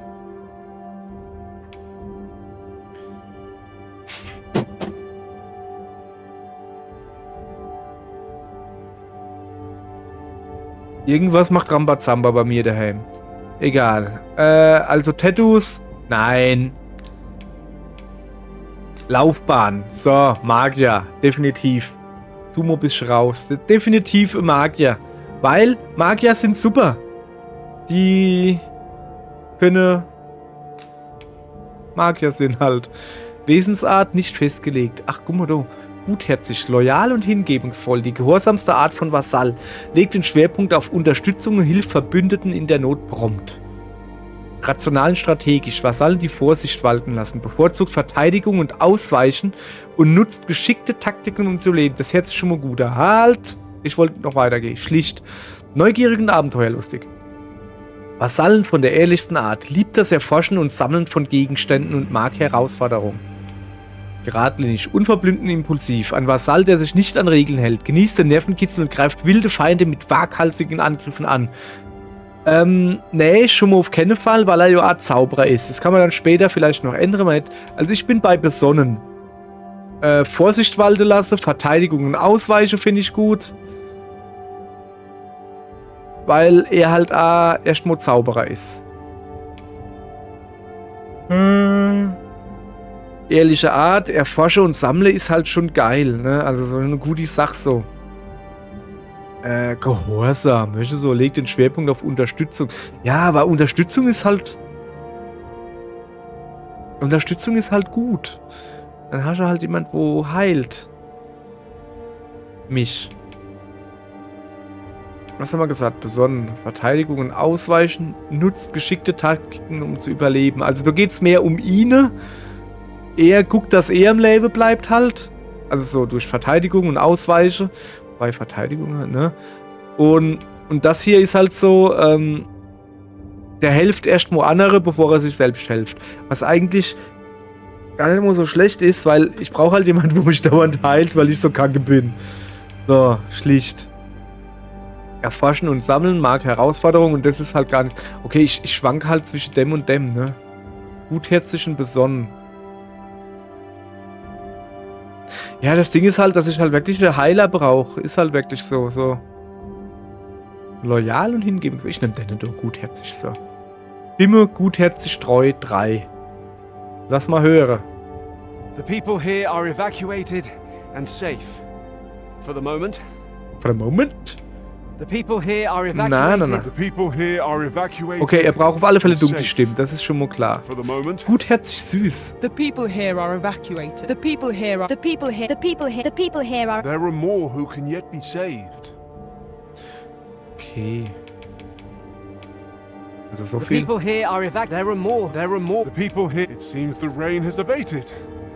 Former arisen appear to be plentiful in this world. Gefällt mir nicht. There are more who can yet be saved. It seems the rain has abated. Die hören sich alle so jung an. Ich bräuchte ältere Stimme. Former arisen appear to be plentiful in this world. Danger might lurk anywhere. A fine showing. Und das hört sich halt an wie irgend so ein Junge, der halt retten will, als wäre er alt. Also einfach ein bisschen tiefer retten und dann passt das. So. There are more who can yet Und das be ist natürlich saved. totaler Quatsch. There are more who can yet be saved. Also das ist There are more also who can Quatsch yet be im saved. Sinne von, There das are ist halt more. eher eine There are more. Frauenstimme, It so seems sag very ich well. mal. Danger might lurk anywhere. It seems the rain has abated. It seems the rain has abated. Former arisen appear to be plentiful in this world. There are more who can yet be saved. A fine showing. Very well. I shall await further orders. I'd fain lead the way, if you would be so kind as to follow me. I'd fain lead the way, if you would be so kind as to follow me. Also ich hätte so gern halt eine The Fetze people tiefer here are wie die, evacuated aber halt nicht and safe. einfach tiefer The gepitcht, people sondern here are mit ein evacuated bisschen mehr and bassende safe. Stimmen, so. For the Weißt du? moment, Ja, aber das ist there halt are das more Beste, who was can ich yet be kriege, ne? saved. There are more who can yet be saved. It seems the rain has abated. Ja, okay. It seems the rain has abated. Former arisen appear to be plentiful in this Er hört sich halt dummer. Er hört sich falsch an. Danger Einfach might falsch. lurk and former arisen appear to be plentiful komm, ich nehm in this Denne. world. Und gut ist. Ah ja, brauche ich noch einen Namen, ne? Wie nenne ich denn dann? Wie habe ich dann mein erster genannt? Ich weiß gar nicht. Hulk oder so. Guck mal, was er gleich Steckchen in der Hand hat. Sieht das dumm aus. Okay, dann nennen wir Denne. Naja. Onkel. Der Onkel Gerd. Nee. Der Onkel Heinz. Der Onkel. Das ist der Onkel Richard. Richard. Es geht kein R. Das ist so schade. Das ist der Onkel. So, jetzt pass auf. Also, wird bestätigt, ne? Und dann als Spitzname, gucken wir mal, ob man sowas wie Richard finde oder so. QR. Die Rachel, der Raffe, der Ragnos, der Raiden, der Raldan, der Ralf, der Rambo, der Ran, Ricardo, Rich. Komm, da muss doch der Richard irgendwo drin sein. Ja, das kann ja wohl nicht sein. Der Ringo, der Appel. Ah, der Appel. Einmal der Ringo. Das Robertsche. Der Rockmann. Ey, du gibt's. Der Onkel Rudolf geht natürlich auch, ne? Ja, aber das kann ja wohl nicht sein. Dass es doch kein Richard gibt. Was ist denn da los?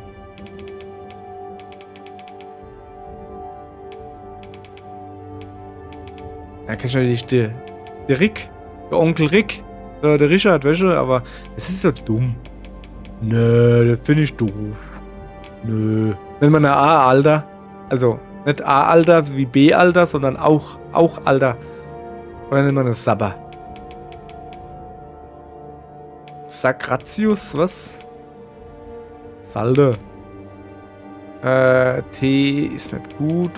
Hätte sich mehr so eine Urmensch, ist er nicht. Das ist immer guter Onkel. Also wie Onkel. Gibt's das vielleicht, der Onkel?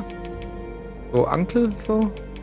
Der Ulrich. Oh, der Onkel Ulrich. Das ist natürlich, das ist der Ulrich. Der Onkel Ulrich. Jawohl.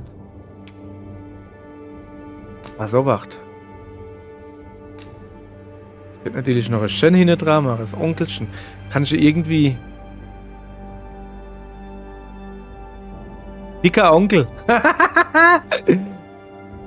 Heißt die Großzähne nicht dicker Onkel oder war das großer Onkel? Ich weiß gar nicht. Das ist ein dicker Onkel. Aber er ist doch nicht dick.